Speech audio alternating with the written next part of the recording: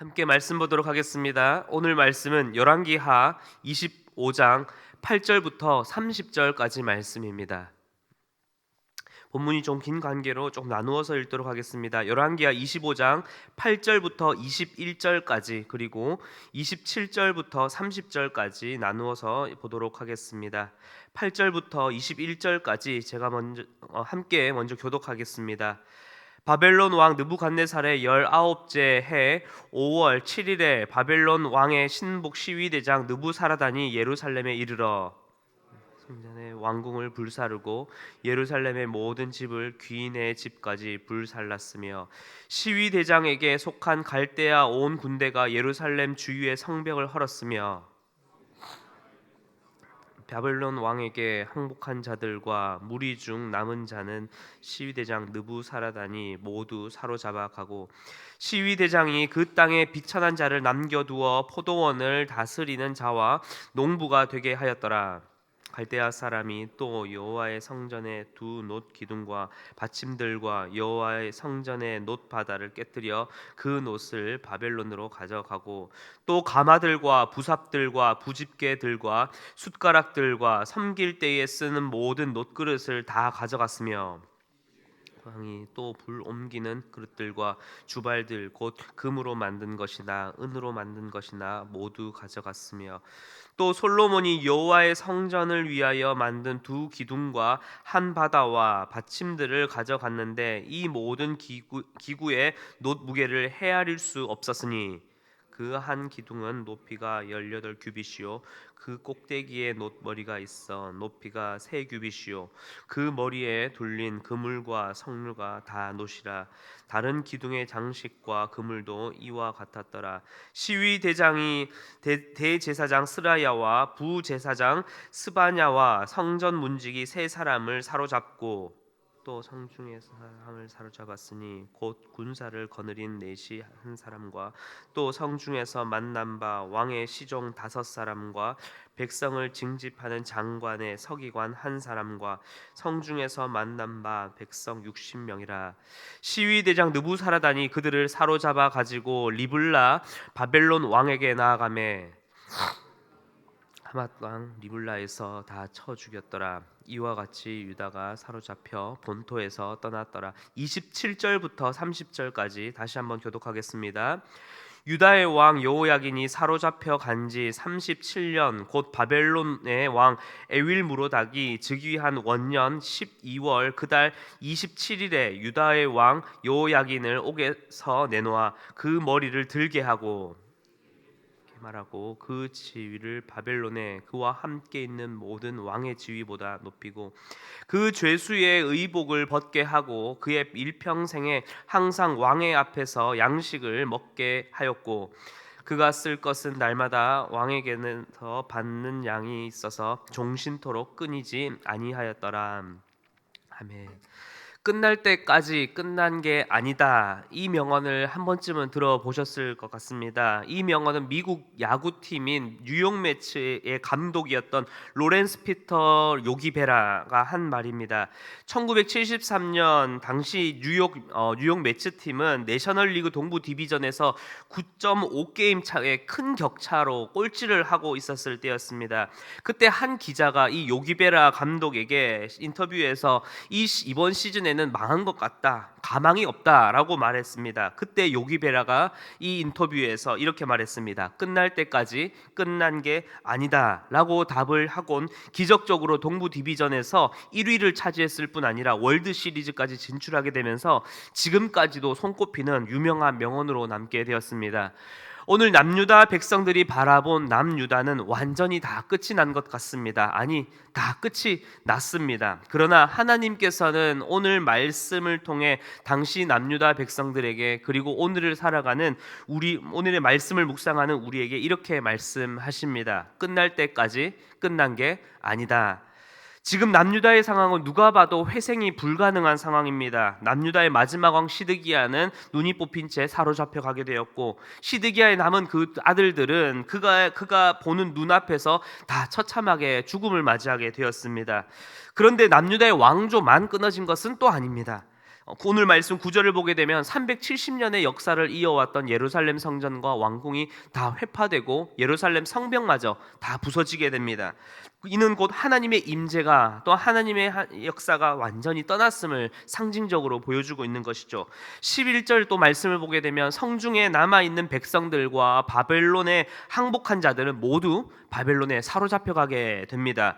또 13절 말씀에서 성전에 있던 수많은 이 기구들은 다 탈취를 당하였는데 그 양이 헤아릴 수 없었다라고 있는 것마저도 다 빼앗기게 됩니다. 그리고 18절 그나마 남아 있었던 이 남유다의 주요 인사들까지도 어떻게 됩니까? 다 처참하게 죽게 됩니다.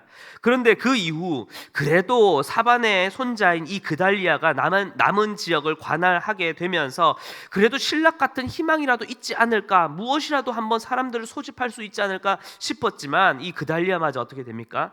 다 죽게 됩니다. 모든 회생의 방법과 희박한 경우의 수마저 다 막혀버리게 된 것입니다. 이렇게 하나님께서는 남유다의 그 교만과 죄악에 대해 철저히 심판하십니다. 그렇게 모든 것이 끝나버리게 됩니다. 혹시 여러분의 삶에도 이러한 경험이 있진 않으십니까? 이 땅에서 그래도 한번 잘 살아보자, 우리 가족 행복해보자, 아니 그래도 어깨 한번 펴고 살아보자 라고 하며 이 세상을 향하여 또한 나의 어떤 삶을 향하여 발걸음을 뗄 때 하나님께서는 철저히 우리를 낮추시고 때로는 심판과 고난으로 그 모든 것이 끝난 것처럼 느껴질 때가 있습니다. 아니면 너무나도 힘든 나머지 그냥 다 끝을 내야 할 것 같은 때를 마주하신 적이 있으십니까? 그렇게 모든 것이 끝났다고 여겨질 이 절망의 순간에 유다 백성들은 어떻게 하였습니까?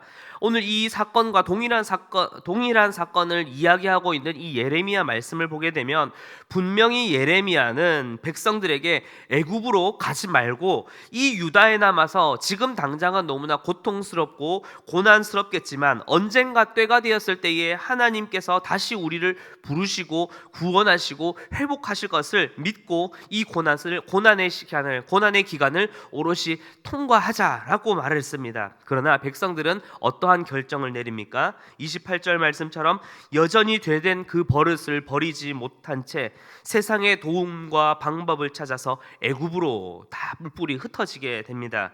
그 결과는 어떠하였습니까? 하나님을 떠나서는 어떠한 소망도 없는 심판과 죽음뿐입니다. 여러분, 우리의 모든 것이 끊어지고 끝났다 여겨질 때에도 다시 하나님을 바라보고 다시 하나님을 선택하는 여러분들이 되시길 간절히 기도합니다. 이 땅에 우리의 모든 것이 끊어져도 우리를 향하신 하나님 아버지의 그 사랑은 끊을 수 없습니다.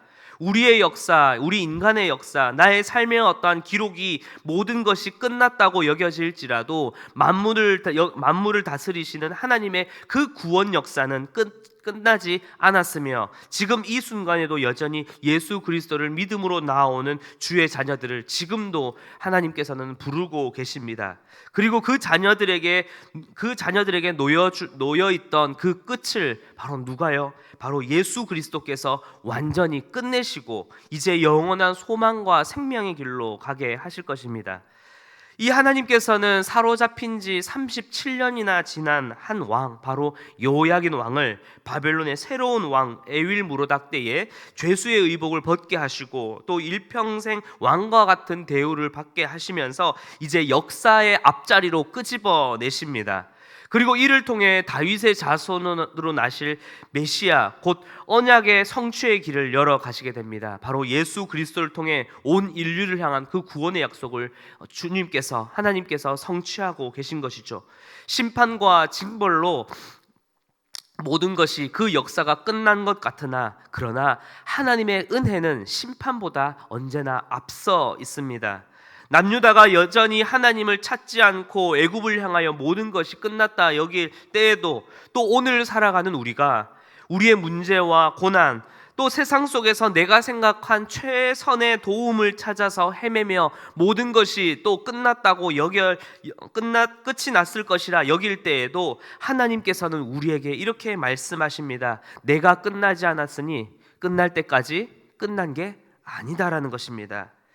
그렇다면 우리의 진짜 끝은 무엇이겠습니까? 우리의 마지막 끝은 어디이겠습니까? 우리의 진짜 끝은 바로 하나님께 있습니다. 내 모든 것이 끝났을 때에도 하나님이 끝나지 않았다면 우리의 멈춤도 없습니다. 왜냐하면 우리의 소망은 오직 주님께 있고 그 주님께서는 우리를 위해 지금도 영원토록 여전히 일하고 계시기 때문입니다.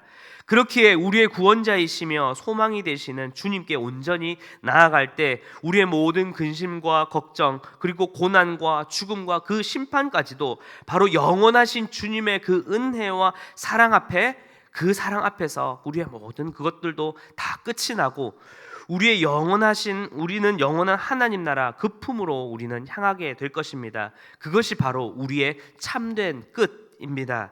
사랑하는 성도 여러분, 신실하신 그 하나님의 은혜는 심판보다 언제나 앞서 있습니다. 그렇기에 심판과 고난 앞에 두려워서 애굽의 이 세상 길을 향해 찾고 또 오늘 또다시 세상을 향하여 손을 내밀며 또 세상의 도움을 구하며 세상 속으로 뿔뿔이 흩어져 걸어가며 그곳에서 절망하며 낙심하는, 또 그렇게 오늘이 끝이라고 여기는 허무한 인생이 아니라 신실하신 하나님, 그분이 우리의 전부이시며 우리의 시작이시며 그리고 우리 끝이 되신다는 것을 기억하며 날마다 우리의 모든 고난을 그 사랑과 은혜로 끝을 내신 예수 그리스도를 바라보며 오늘 하루도 그 주님과 함께 걸어가시는 여러분들이 되시길 주님의 이름으로 축원합니다. 함께 기도하겠습니다.